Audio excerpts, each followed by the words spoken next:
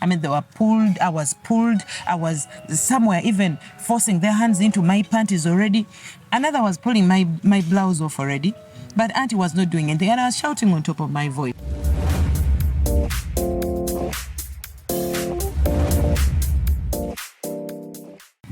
What's up, you guys? Hey, beautiful, gorgeous, amazing people. Welcome to another episode of Dining with the Heavens. This is our very first episode in 2023. And guys, I brought the right guests as usual. I have a woman of God with a story of love, of depression, of commitment, of God, and restoration. This is the right guest for you. So welcome, guys. Let's welcome Joanna to the show. Yes. Hi, Joanna. Hi, Daisy. You're welcome to the channel. Thank you so much. Welcome to Dining with the Heavens. You're literally our first guest this year. I'm honored. And you're going to bless us. Amen. So Joanna, tell us about yourself. Who is Joanna? Oops. Full names, Joanna Tendo Waisana. But this girl is Joanna Tendo Nabunya, Emuganda. Okay. Born in Jinja. So the Waisana is my king. I call him my king because all men are kings. Oh, okay. Did you know that? Yeah. Yes, because we are queens in their kingdoms. All men of God. All men of God, yeah. Yeah. Men of God. Yes. So this is Joanna, born of Jinja, born here.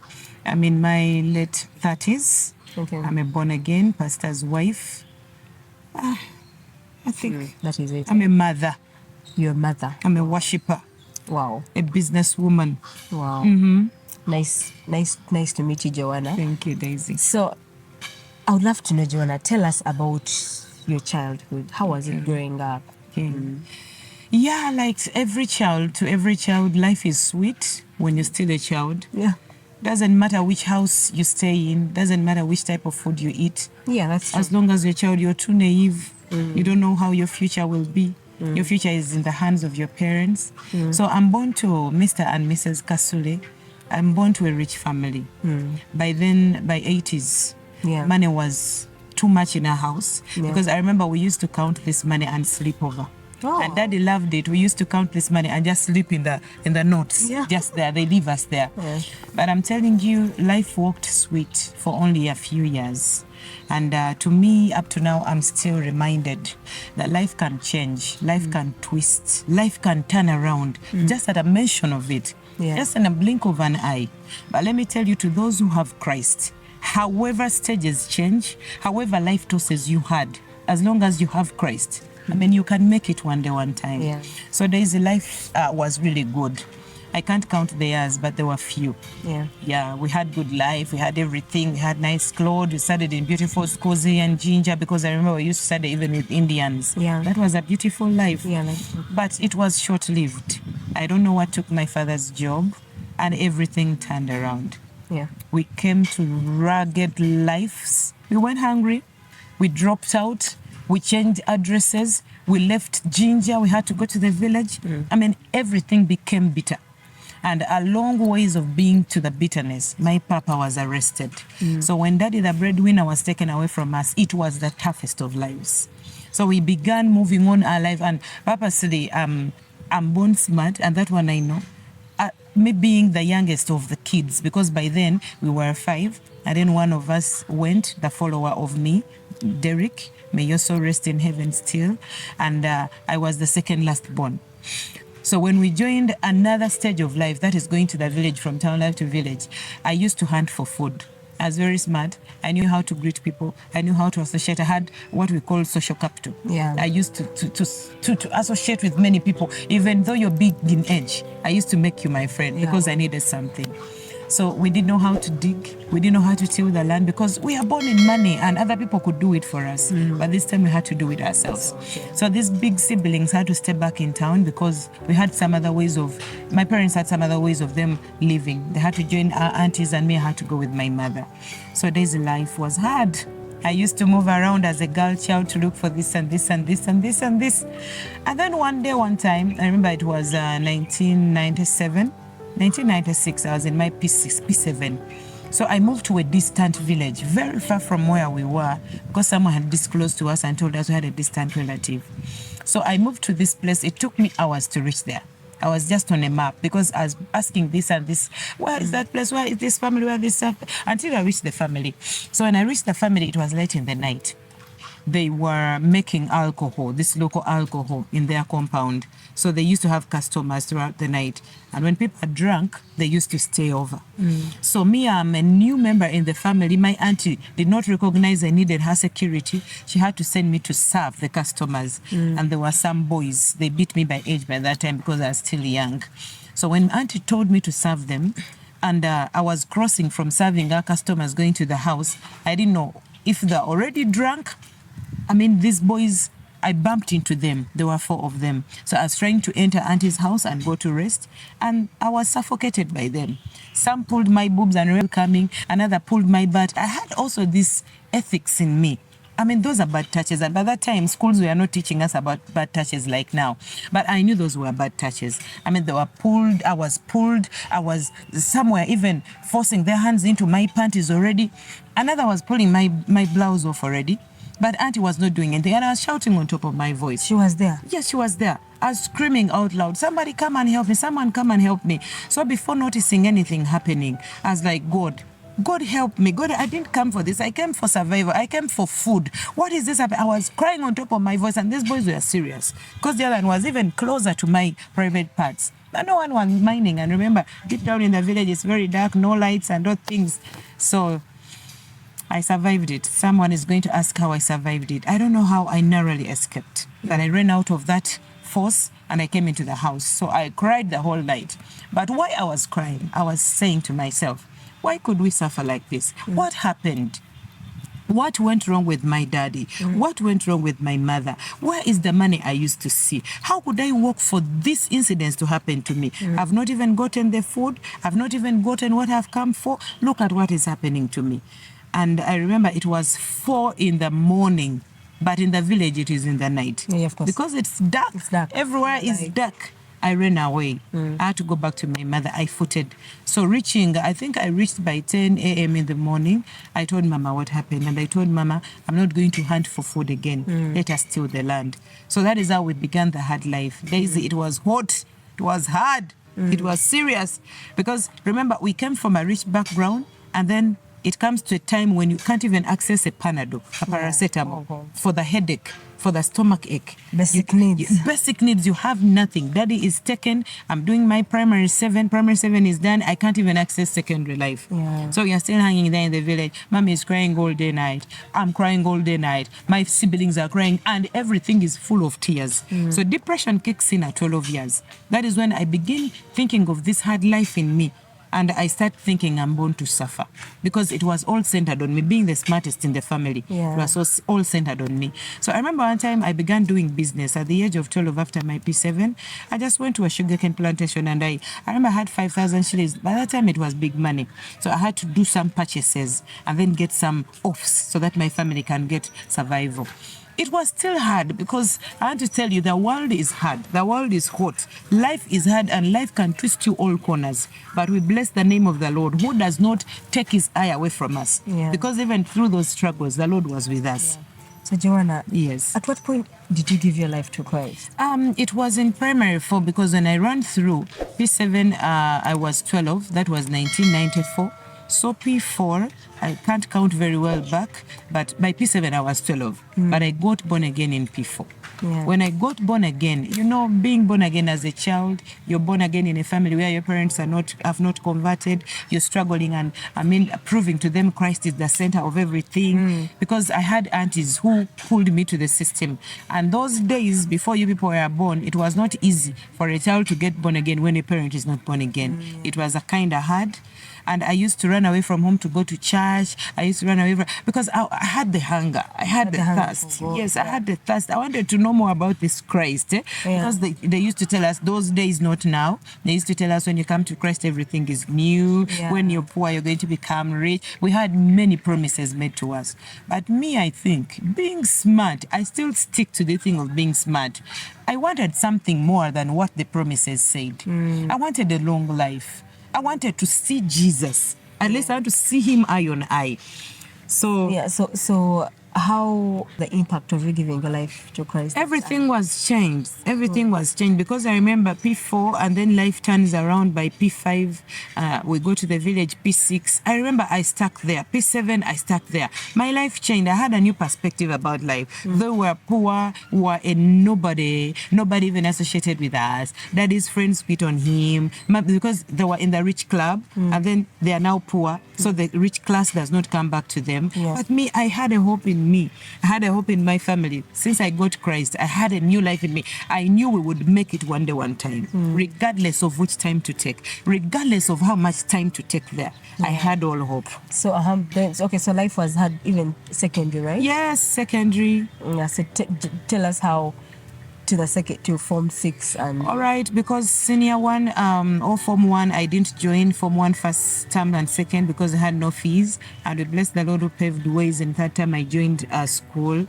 I beat it to secondary 2, secondary 3, secondary 4, but all was struggle.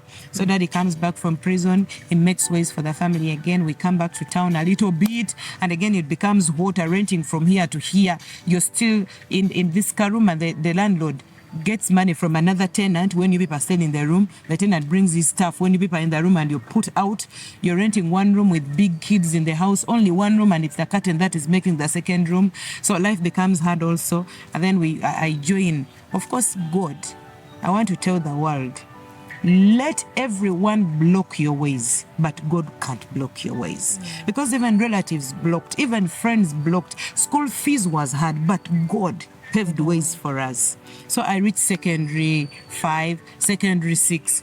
I'm telling you, I performed poorly. Totally poorly, because by that time you could get 25 points in senior 6. I remember I got 4 points because I can't count how many days I missed school because of fees. I mean, you're dropping out all the times you're dropping out. I didn't make it to university.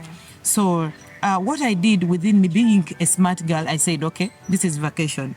Now I can't waste me being on the village, just moving by. Where can I go? What can I do now? And then someone just introduced me to Youth with a Mission. It is an organization in YWAM. I joined Youth with a Mission for a study course. It is called Discipleship Training School, to learn how to disciple, to be discipled and disciple others. So that is how I joined this organization. So I got through Youth with a Mission during my vacation for 6 months. And when it came to field work, I applied for Arusha, Tanzania. So Daisy, I go for preaching, I go for ministry. But I want to tell the world, within me there was a content. There was a divine content.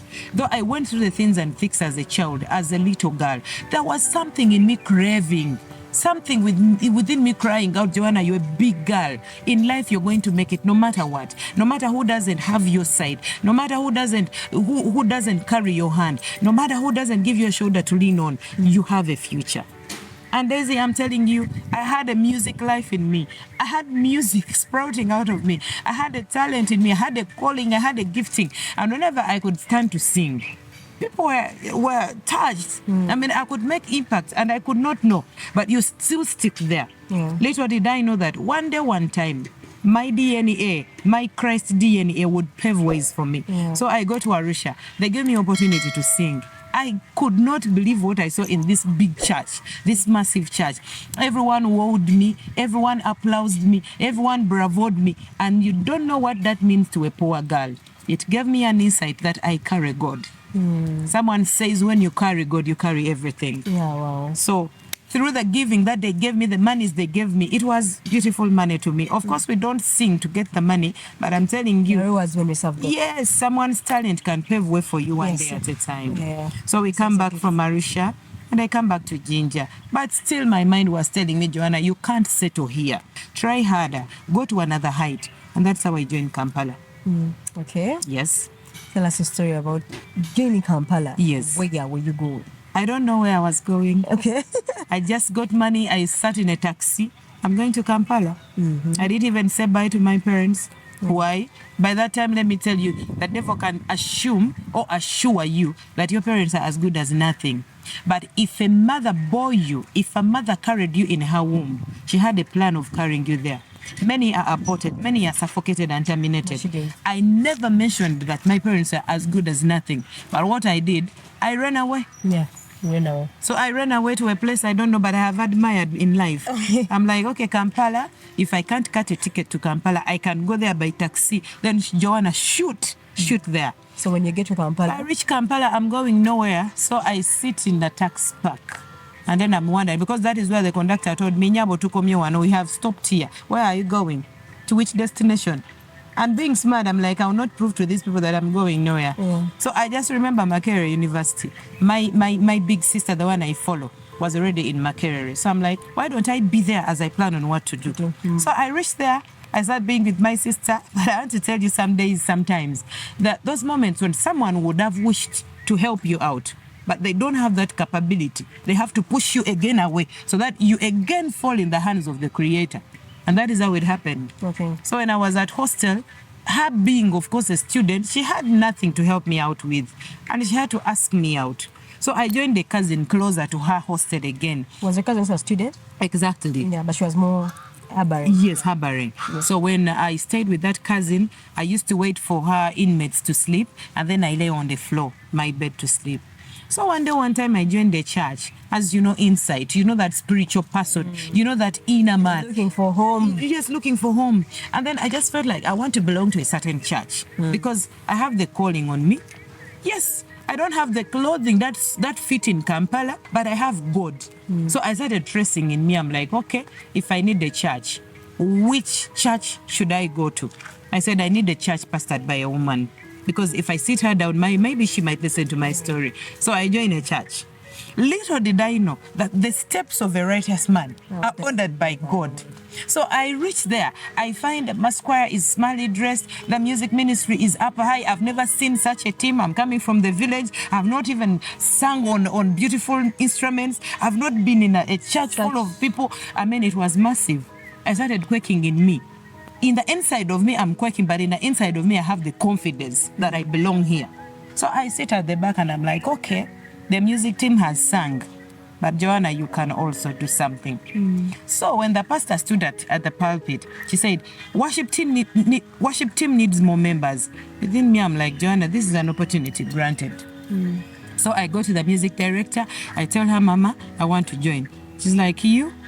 And the way she weighed me, I mean, I think she really saw this outer man. I don't belong to such beautiful, members who had beautiful uniforms, beautiful faces. They even drive around. Now you?